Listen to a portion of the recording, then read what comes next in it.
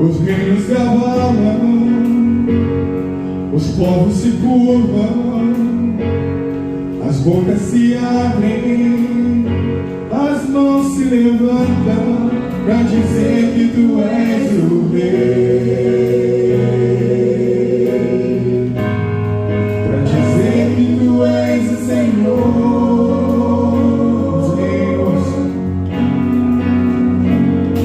Os reinos se abalam, os povos se curvam,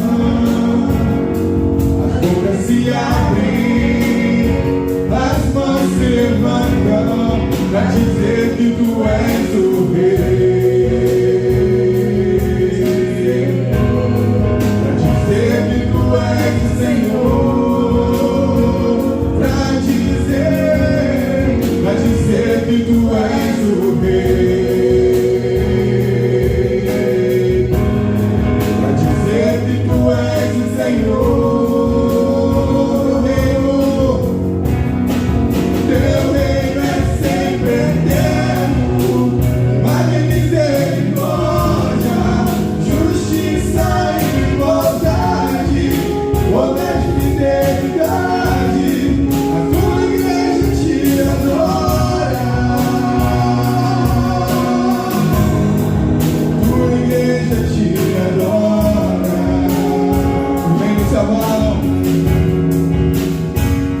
Os reinos se abalam, os povos se curvam, as bocas se abrem, as mãos se levantam para dizer que tu és o rei, para dizer que tu és o Senhor, para dizer que tu és o rei. Tu és o rei das nações, Senhor, para dizer que tu és o Senhor. Teu reino é sempre eterno, vai misericórdia, justiça e igualdade, bondade e fidelidade, a tua igreja te adora.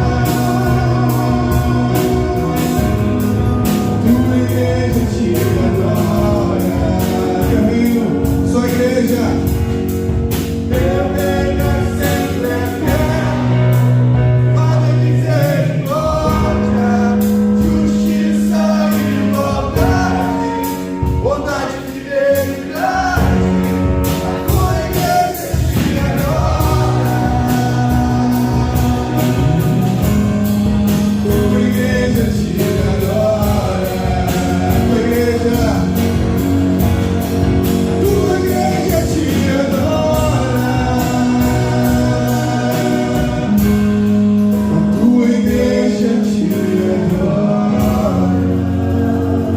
Te adoramos, Senhor. Muito obrigado por esse momento de louvor. Prepara o nosso coração para a tua palavra. Nos guia, Senhor, para o alvo certo. Faz, Senhor, que nós possamos entender a tua palavra e o teu querer nas nossas vidas. Unge, Senhor, a vida do teu servo que vai falar aqui, que vai pregar, que ele seja boca tua nesse lugar, que traga uma mensagem edificante e abençoadora para as nossas vidas. É isso que te pedimos e te agradecemos, com perdão dos nossos pecados, em nome do Senhor Jesus. Amém. Vamos ter no dia 15 de abril o culto de Páscoa do Presbitério. Vai ser uma sexta-feira e vai ser na Igreja Presbiteriana Betânia, em São Francisco, né? Então, convidar os irmãos para estarem presentes nesse culto, né? Nós vamos estar presentes. Vai ser um culto especial, vai ser um culto de todo o presbitério de Niterói. Será uma boa oportunidade para a gente congregar ali com outros irmãos, né? Para a gente prestar culto ao Senhor com os irmãos que professam não somente a mesma fé, mas também a mesma doutrina, né? Então, vai ser um culto muito bom. A gente teve o último culto, foi no ano de 2019, né? Então já faz um tempinho que a gente não tem um culto desse. É um culto grande, é um culto muito bom, né? Eu vou estar lá e convido vocês também a estarem presentes nesse dia, ok? Nós vamos ter no dia 7 de maio, anote essa data, marque na agenda, tá? Um sábado, nós vamos ter o encontro das mulheres. Nós tivemos um antes disso tudo, né? Não vou me repetir.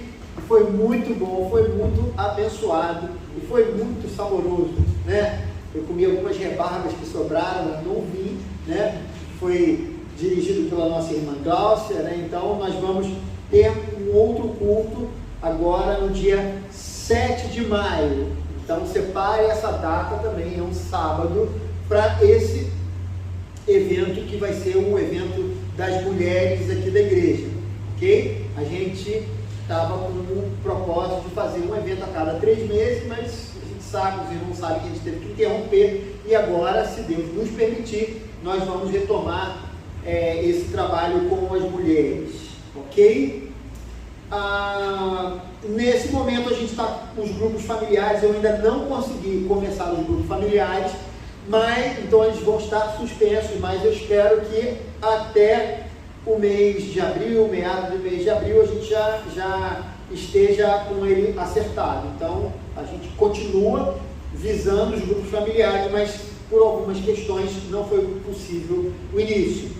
E quero lembrar aos irmãos que na próxima semana é o aniversário da igreja. Então vamos aqui fazer um culto e nós vamos comemorar também o aniversário da igreja. Então esteja presente nesse dia, que é o próximo domingo, porque a gente vai comemorar o aniversário da igreja. Agora me deu um branco, são 18 anos, são 19 anos da igreja, né?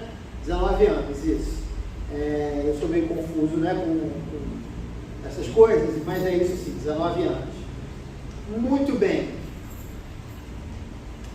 Nós temos os aniversariantes, mas eu vou orar com os aniversariantes depois. Não me deixem esquecer. Me lembrem de lembrar dos aniversariantes, ok? Aquele dia Glaucio falou, não posso esquecer de lembrar isso aqui. Aí eu falei, Glaucio, me lembra de lembrar você que tem uma coisa para fazer, porque eu sou péssimo. Mas nós vamos orar pela nossa irmã Margarida, que é no dia 25, e a nossa irmã Elisa.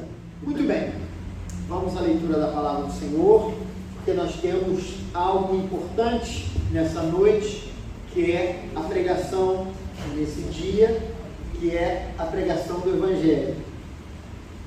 Muito bem, queridos. Eu vou convidar você a abrir sua Bíblia no Evangelho de João. Nós vamos ler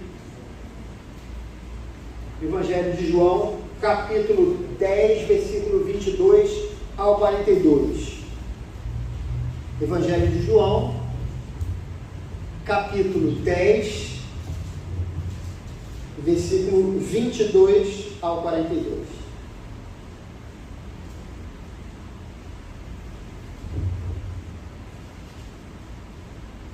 Antigamente a gente ficava ouvindo o farfalhar das folhas, mas hoje com as Bíblias elétricas a gente quase não ouve mais nada, né? Então a gente tem que mudar a maneira de saber se a igreja encontrou ou não, né? Antigamente era muito comum, não sei quem lembra disso. Sei lá, o pastor pedia para a gente abrir e ficava... descia uma goteira. Aí ia parando, aí quando parava a gente começava. Hoje mudou um pouquinho, o tempo não mudando. Imagina na época do pergaminho, né, queridos? Tinha que abrir aquele negócio todo para ser feita a leitura, não devia ser fácil. Muito bem, vamos ler a palavra do Senhor. João capítulo 10, versículo 22, e a palavra do Senhor diz o seguinte: celebrava-se a festa da dedicação em Jerusalém. Era inverno e Jesus estava no templo caminhando pelo pórtico de Salomão. Os judeus reuniram-se ao redor dele e perguntaram: até quando nos deixará em suspense? Se é você o Cristo, diga-nos abertamente.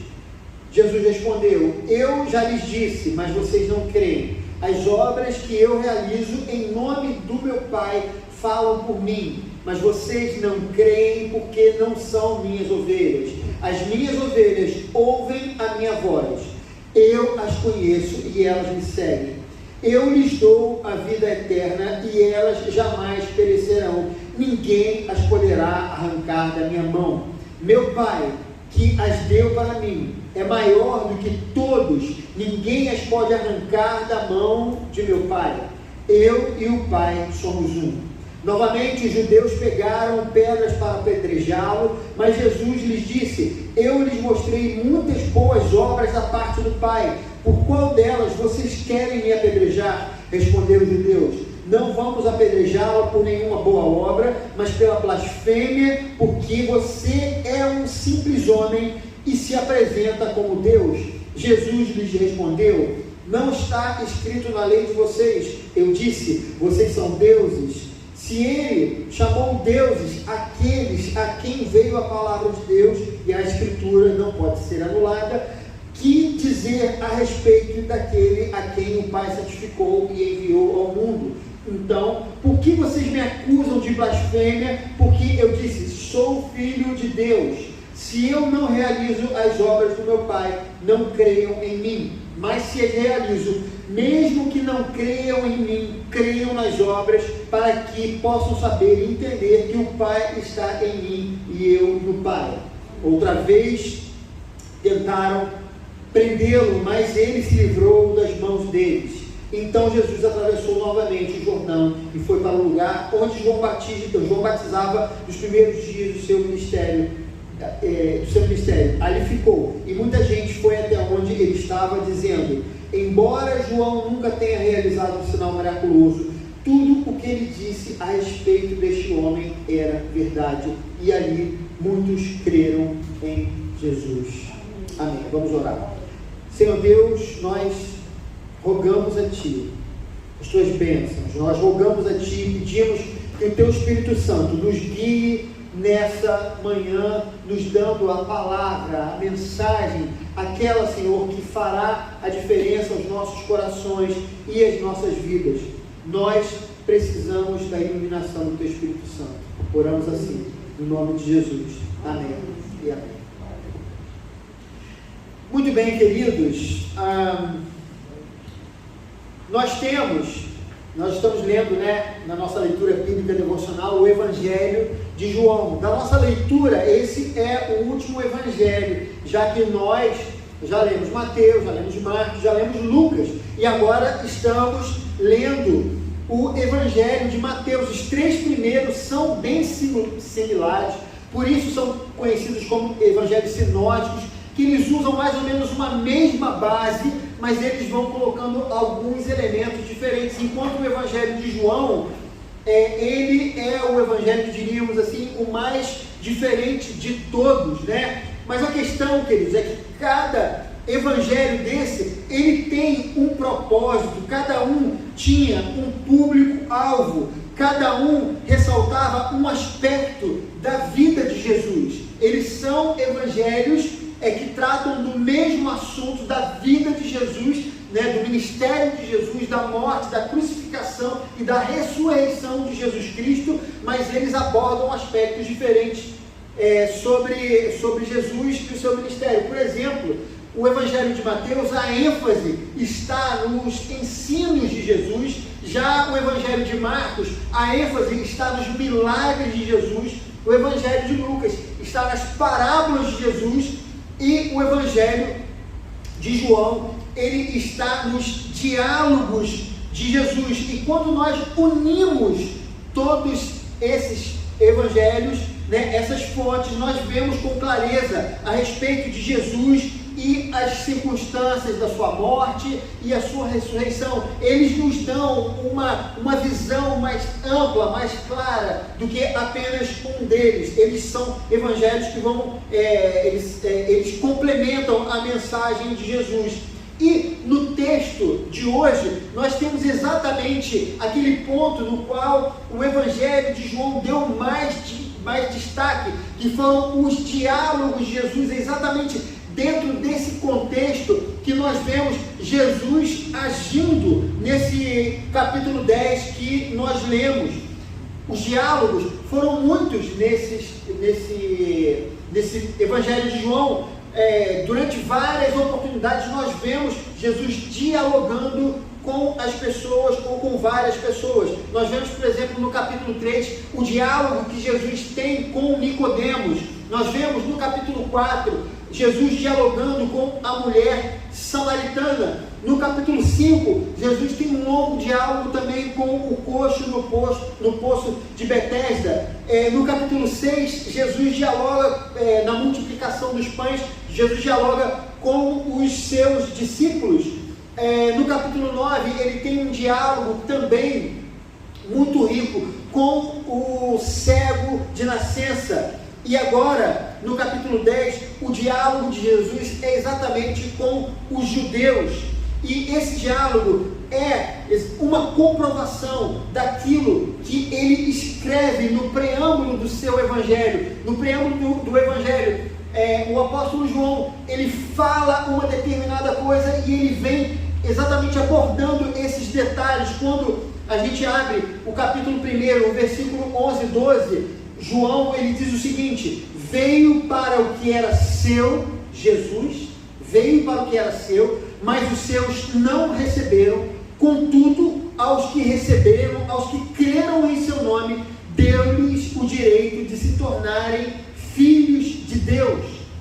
O que João está falando, está nos mostrando através desses diálogos, dos milagres, é que Jesus, ele veio para o que era seu. Jesus é a promessa, Jesus era o ungido, era o Messias que foi prometido a Israel, mas Israel, ele rejeitou a Jesus Cristo. Mas todos aqueles que o receberam e creram foram feitos filhos de Deus, assim como a mulher samaritana, assim como o coxo que era rejeitado pelas pessoas, um cego de nascença, ou qualquer outra pessoa. Quando eles recebiam Jesus Cristo e criam, eles se tornavam filhos de Deus. É isso que João está querendo falar no seu evangelho, e isso que ele vai demonstrando conforme os capítulos vão se passando. Assim, João vai elucidando o nosso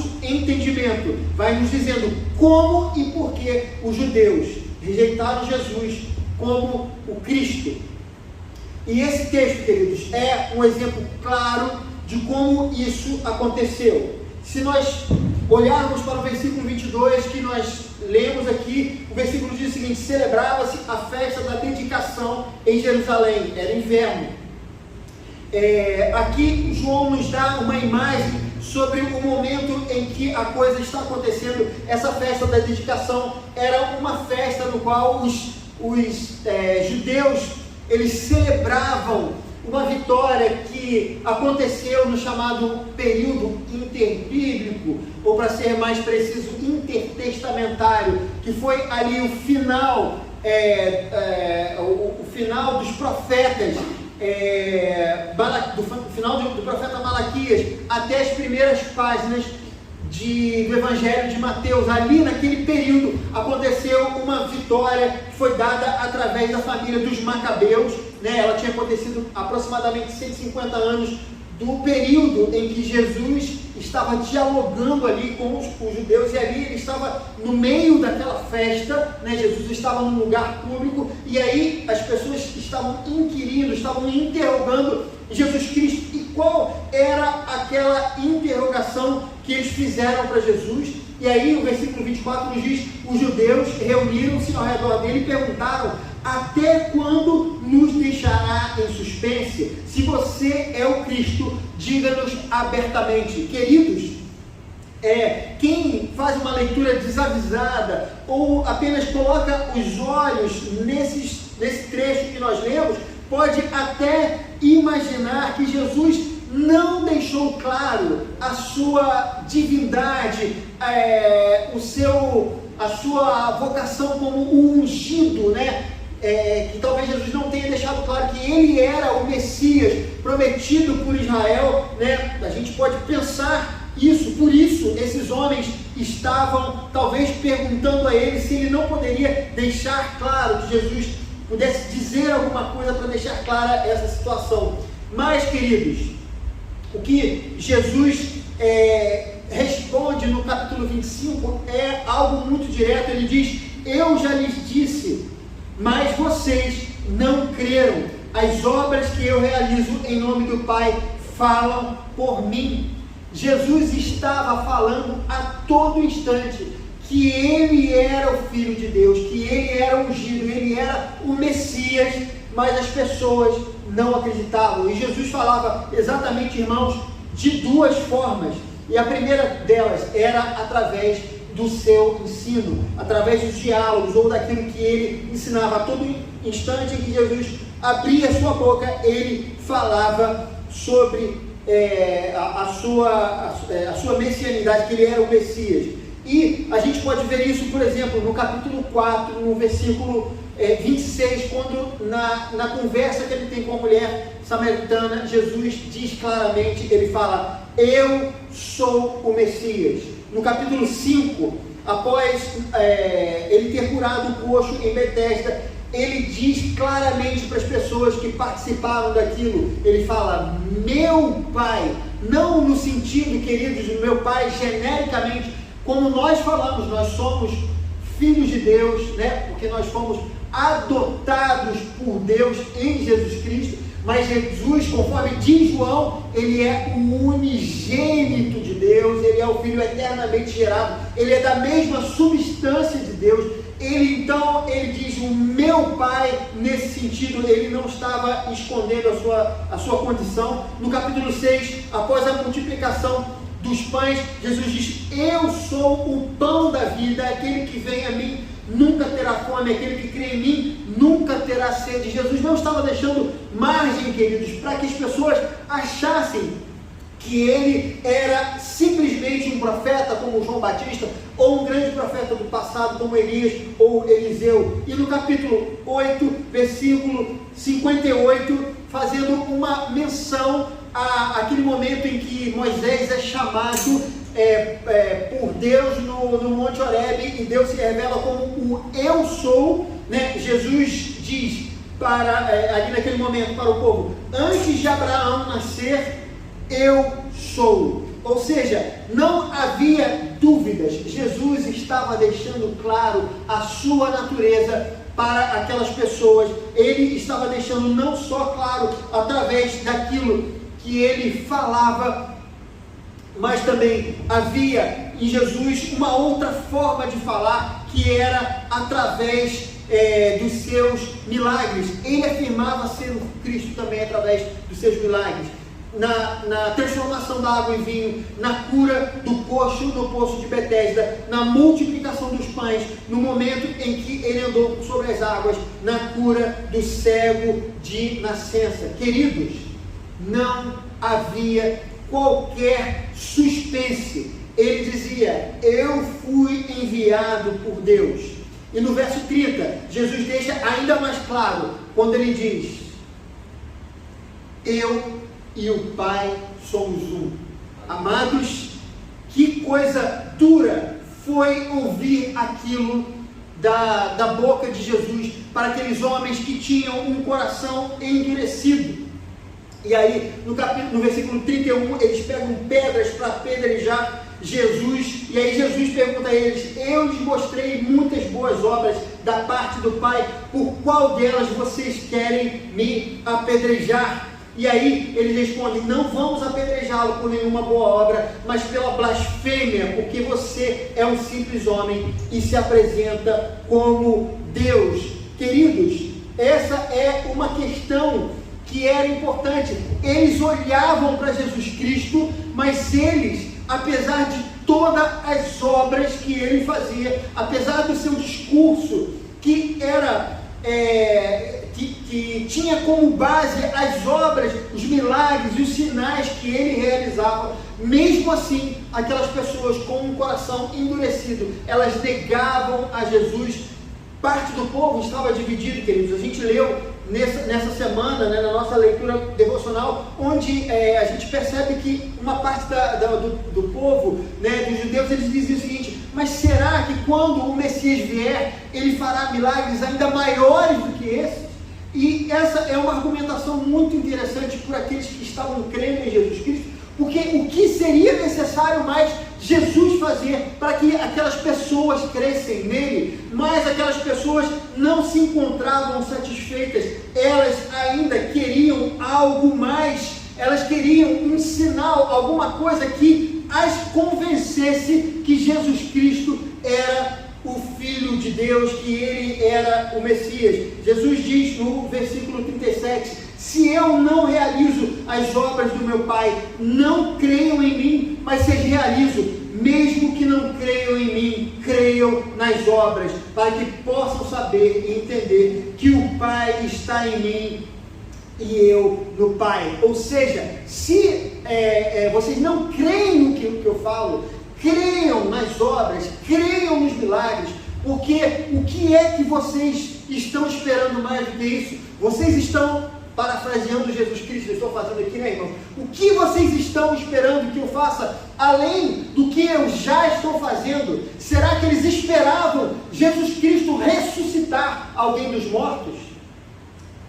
E Jesus Cristo ressuscitou no capítulo seguinte, irmãos, e eles continuaram não crendo em Jesus Cristo.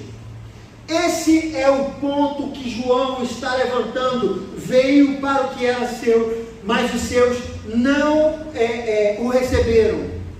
E eles tentaram prender Jesus, e Jesus se libertou deles, Jesus saiu das mãos deles. Claramente nós vemos que Jesus veio para o que era seu, mas os seus não o receberam. Amados, queria fazer algumas colocações importantes, algumas aplicações importantes para a nossa vida a respeito desse texto. Nossa geração, queridos, a gente sabe que ela não crê em Jesus como Filho de Deus. Nós sabemos que historicamente não há como negar Jesus Cristo, porque se houvesse qualquer dúvida histórica da existência dele, nós sabemos que as pessoas negariam e diriam qualquer coisa que isso é uma invenção, é um mito ou qualquer outra coisa, mas historicamente nós temos a comprovação de sua existência, mas o que a gente percebe é que o mundo não crê em Jesus Cristo como nós cremos. Nós cremos que Ele é o Filho de Deus e que Ele executou todos esses milagres, e que Ele veio à terra, Ele viveu entre nós, e Ele morreu e ressuscitou. Mas não é assim que o mundo vive, não é assim que o mundo crê. O mundo acredita no personagem, mas que ele foi um grande homem, que ele foi um revolucionário. Algumas religiões creem que ele foi um profeta, outros que ele foi um ser iluminado, mas nenhuma delas acredita que Jesus Cristo é o Filho de Deus, que veio e morreu pelos nossos pecados.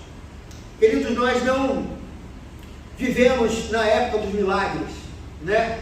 Nós não vivemos nesse momento, não vimos Jesus pessoalmente, nem sequer conhecemos os apóstolos que foram testemunhas de Jesus Cristo.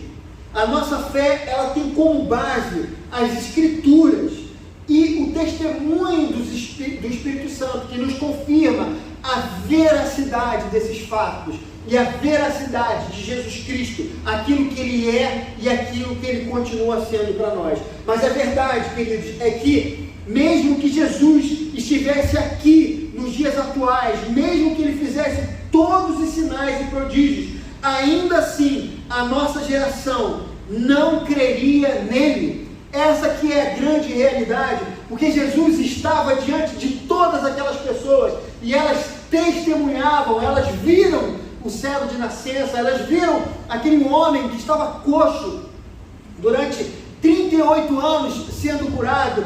O Senhor ressuscitou Lázaro e aquilo foi conhecido naquela época, foi divulgado entre as pessoas, mas aqueles homens, eles se recusaram a crer em Jesus Cristo. A incredulidade, segundo a Bíblia, não reside no intelecto do homem, mas na sua vontade. Esse é o ponto importante. Não é que a pessoa não creia porque falta algum elemento à sua mente, mas há no coração do homem uma rebelião contra Deus. Ele olha para Deus e diz: diz, eu não quero crer, eu prefiro crer em estátuas, eu prefiro crer em lua, em sol, na natureza, ou eu prefiro achar que esse mundo é o resultado do acaso, que as coisas aconteceram fortuitamente, sem que ninguém conduzisse qualquer coisa e simplesmente surgiu esse planeta tão complexo, com um universo tão complexo e vidas tão complexas, mas tudo como fruto do acaso. Queridos, aquela geração rejeitou Jesus, não porque os milagres não foram grandes o suficiente para que crescem, mas rejeitaram porque decidiram rejeitar a Jesus Cristo. Não há, queridos, o que esperar também de nossa geração. Esse é um ponto importante que nós precisamos ter na nossa mente. O mundo tem virado as costas para os princípios do Evangelho. É tão estranho, queridos, observar, né? Eu, quando era mais jovem, eu via que, na verdade, os conceitos do Evangelho, do cristianismo, estavam espalhados por várias e várias partes. Qualquer pessoa entendia a questão do pecado. Muitas pessoas que não tinham uma religiosidade muito viva, que não frequentavam a igreja, mas tinham um temor de Deus muito grande, tinha essa questão do errado, do certo em suas vidas de um modo muito claro, né? E vários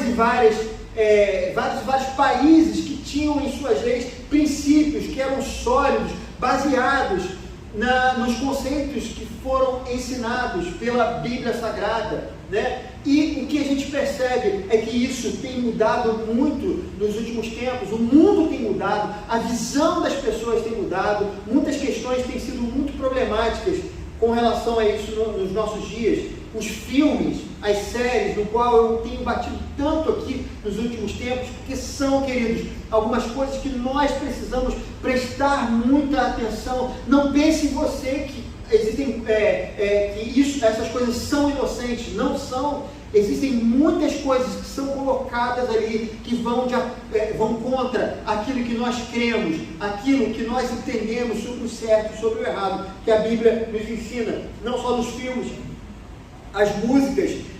Nós observamos também as leis em vários países têm sido mudadas, queridos, para que de alguma maneira o Evangelho seja colocado cada vez mais de lado. Essa é uma realidade. Eu não sou do tipo que vê uma conspiração em todas as coisas, mas eu não tenho como negar isso, queridos. Nesses últimos tempos, eu nunca fui uma pessoa tão preocupada, porque eu entendo que o mundo ele vai se caminhar para esse processo onde a Bíblia nos fala que é o Apocalipse, onde o amor de muitos vai se esfriar, onde as pessoas vão se voltar completamente contra o Senhor e contra a igreja do Senhor. Mas eu confesso que nos últimos tempos eu tenho visto um processo de aceleração dessas questões e que me deixam preocupados. Eu olho para os países, muitos países que antes eram cristãos, hoje elas têm optado por um conceito completamente ateísta. E não apenas isso, a filosofia, e não digo nem essa que está nas academias, mas essa do povo em geral, como isso tem mudado, como as pessoas têm se secularizado, queridos, nesses últimos tempos. E é isso que de fato tem acontecido. O mundo está cada vez mais secularizado. Declarar-se crente em Jesus Cristo tem sido cada vez mais difícil. Cada vez mais esse mundo tolerante, entre aspas, tem se tornado intolerante com a nossa fé. E isso pode, muitas vezes, queridos, como eu, de fato, é uma preocupação minha. Até onde essa intolerância irá, até onde ela vai nos afetar. Essa tem sido algo que tem deixado apreensivo. Eu queria, queridos, com base nisso, falar 3 coisas importantes para nós. E a primeira delas é que esse texto, apesar de todas as circunstâncias que nós vivemos, que já eram vividas por Jesus naquela época. Porque o mundo já é no maligno, o mundo rejeita Cristo, o mundo rejeita a mensagem de Cristo. E esse texto nos traz 3 coisas importantes, né, que trazem sobre nós consolo e segurança. E a primeira delas é o que diz no versículo 27. Você é ovelha do Senhor. E eu explico isso no capítulo 20, no versículo 27, diz: as minhas ovelhas ouvem a minha voz e eu as conheço e elas me seguem. Esse é um ponto importante. Queridos, muitas vezes nós nos sentimos perdidos com tanta coisa que é falado sobre a religião, com tanta coisa que é falado sobre a nossa fé. Muitas vezes afirmar determinados pontos, como por exemplo, um jovem afirmar a questão da santidade na sua vida sexual, é extremamente difícil e muitas vezes porque as coisas são colocadas de uma maneira na qual os jovens se sentem constrangidos para afirmarem esse determinado conceito tão importante para nós. Mas não só isso, nós também muitas vezes, às vezes estamos no trabalho, vivendo uma determinada situação, nos posicionar ali não é fácil, porque as pessoas entendem que não, isso é bobeira, isso não tem nada a ver, você tem que se atualizar, né? Isso é uma mensagem retrógrada, e às vezes a gente se sente constrangido também, a gente se sente constrangido de se posicionar com relação à nossa fé, queridos. Mas Ele é o nosso bom pastor. Ele diz isso nesse próprio capítulo, no versículo 11, eu sou o bom pastor da sua vida pelas ovelhas. O Senhor, Ele nos conduz nesses momentos difíceis, nos momentos em que a gente vai passando por situações complicadas. E o que o texto diz é que as suas ovelhas ouvem a sua voz e o mais importante, Ele as conhece. Não é apenas, queridos, uma questão de que nós conhecemos Jesus Cristo. Nós estamos nesse mundo que está cada vez mais estranho, no qual nós temos nos sentido desconfortáveis. Nós conhecemos e nós vamos em direção a Jesus Cristo. Não é isso. Ele nos conhece. Ele sabe quem nós somos. E não apenas nós sabemos quem Ele é. Por quê, queridos? Poderia ser isso. Mas não é, Ele podia ter morrido por nós, dado ali algumas instruções no manual chamado a Bíblia e diga, sigam. Mas Ele nos conhece. Ele conhece você. Então, queridos, esse é um ponto de consolo que nós temos em meio a isso tudo. A gente não está largado. A outra questão, queridos, é que você não vai perecer. Veja o que diz no versículo 28, eu lhes dou a vida eterna e elas jamais perecerão. Ninguém as poderá arrancar da minha mão. É isso que Jesus está falando. Há 2 promessas, como eu falei. Há a promessa de salvação, de vida eterna. Essa aqui nos consola porque a gente sabe que as tribulações do dia a dia, da vida, elas vão passar. E que a gente vai ter um momento em que a gente vai ter alegria, paz, e a gente não vai mais experimentar as mesmas dificuldades que a gente enfrenta aqui na Terra. Este é um ponto importante, mas há também, queridos, um outro ponto importante. Ninguém será arrancado das mãos de Jesus Cristo. Veja que coisa, a gente está num momento difícil do mundo e é possível, amados. Não quero ser alarmista, não quero ser o agente do caos aqui, não é isso. Mas o que a Bíblia nos fala é que a tendência, pode ser daqui a 10, 20, 100, 1000 anos, mas a tendência é a pior. E a gente está nessa situação e nós temos a promessa da vida eterna, mas nós temos a promessa que enquanto estivermos aqui, o Senhor, Ele estará conosco e nos segurará e nada nos tirará da mão do Senhor. Esse é um ponto importante, porque eu digo a vocês, eu tenho muitas vezes ouvido as notícias e eu fico aflito.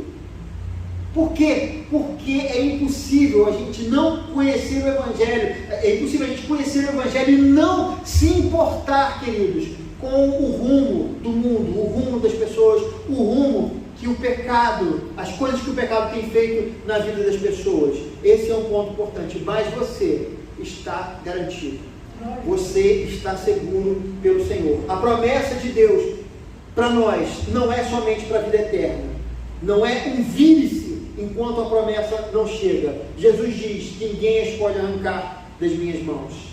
A vida pode estar difícil, né?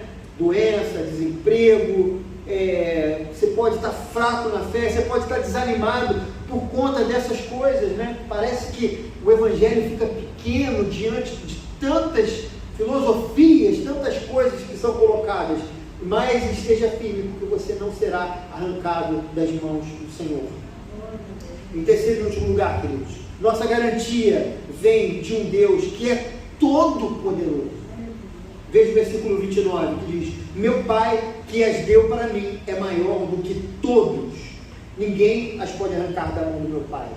Meu Pai é maior do que todos. Em outra versão, meu Pai é maior do que tudo. Amados, esse é um ponto muito importante. Isso significa que não importa o tamanho da oposição, Deus tem poder para te manter seguro. Não é uma promessa que Jesus faz ali, uma promessa vazia. Não é uma coisa que Jesus faz, mas uma coisa teórica ou abstrata. Nós precisamos entender que aquilo que Jesus fala sobre ter poder, ele fala no versículo 29, meu Pai que as deu para mim é maior do que todos. Deus é maior do que todos. O que nós precisamos entender é que em um momento não existia nada, existia Deus, mas não existia universo, não existia Deus, mas o que nós vemos aqui como existência não existia. Deus deu início à existência. Deus criou não somente esse universo enorme, gigantesco, misericordioso, imenso, era outra palavra que eu ia usar que me fugiu, esse universo que não dá para ser entendido, incompreensível a palavra, incompreensível. Deus criou esse universo incompreensível. Depois Deus criou, queridos, tudo que nós vemos aqui. Ele criou todos os seres vivos, não somente eu, você, os animais, mas ele criou também todos os seres celestiais, no qual estão incluídos os anjos, os demônios que eram anjos, mas que foram lançados no inferno, Satanás que era um anjo de luz e que foi lançado no inferno. Tudo isso Deus criou. Ninguém no universo é mais poderoso do que Deus. Ninguém pode enfrentar a Deus em iguais condições. Ele é poderoso e Ele é maior do que todos, e ninguém arrancará você das mãos de Deus. É isso que o texto está explicando nesse momento, queridos. Ainda que a perseguição se torne uma realidade no mundo, ainda que os crentes voltem a ser lançados às feras, ainda que esse pastor que aqui está, queridos, e eu falo isso com temor no meu coração, ainda que esse pastor ou qualquer irmão aqui, ou todos os irmãos aqui, abandonarem a fé, Deus vai te sustentar. Aleluia. E isso eu falo para mim também, queridos. Quando eu estava fazendo essa mensagem, eu orei pedindo: Senhor, me sustenta, porque muitos são, queridos, os convites do mundo. Às vezes os convites são para que a gente permaneça na própria posição de pastor, mas que a gente tenha uma vida superficial e religiosa, e não um relacionamento com Deus. Não é, queridos, um status diante das pessoas que nos dá de fato um relacionamento profundo com Deus. E nós precisamos entender que o relacionamento não é algo cristalizado, ele é algo fluido. E às vezes a gente se sente forte na fé, caminhando, e às vezes a gente se sente fraco, a gente se sente atacado, às vezes pelas questões físicas, às vezes pelas questões emocionais, às vezes porque nós tomamos caminhos diferentes e errados na nossa vida, ou às vezes porque o mundo é pesado, que a vida é pesada, porque nós olhamos para esse mundo e esse mundo está distante de Deus, está cada vez mais distante, e isso de alguma maneira nos afeta. Mas não importa se o pastor se desviar, não importa se seus irmãos em Cristo se desviarem, não importa, o Senhor, Ele tem poder para te manter seguro. Esteja firme com o Senhor. Ah, queridos, uma coroa prometida a mim e a você. Há uma herança aos fiéis. O bom pastor conduzirá você até que você receba aquilo que Ele te prometeu. Então não tema, queridos, nada que venha a se opor na sua vida. Não fique triste ou pesado, porque você está garantido pelo Senhor. Conforme diz o apóstolo Paulo, e aqui eu termino a mensagem de hoje: mas em todas essas coisas somos mais que vencedores por meio daquele que nos amou. Pois estou convencido de que nem a morte, nem a vida, nem os anjos, nem demônios, nem o presente, nem o futuro, nem quaisquer poderes, nem altura, nem profundidade, nem qualquer outra coisa na criação será capaz de nos separar do amor de Deus que está em Cristo Jesus, nosso Senhor. Mantenha-se firme na jornada. Não desista. Não retorne na sua caminhada com Jesus Cristo, ou, queridos, não desista de pensar como pensam os discípulos de Jesus Cristo. Pelo contrário, firme-se cada vez mais na palavra do Senhor e creia naquilo que Ele nos prometeu, porque aquele que nos prometeu é fiel e Ele vai nos dar a herança prometida. Que o Senhor abençoe essa palavra em nome de Jesus.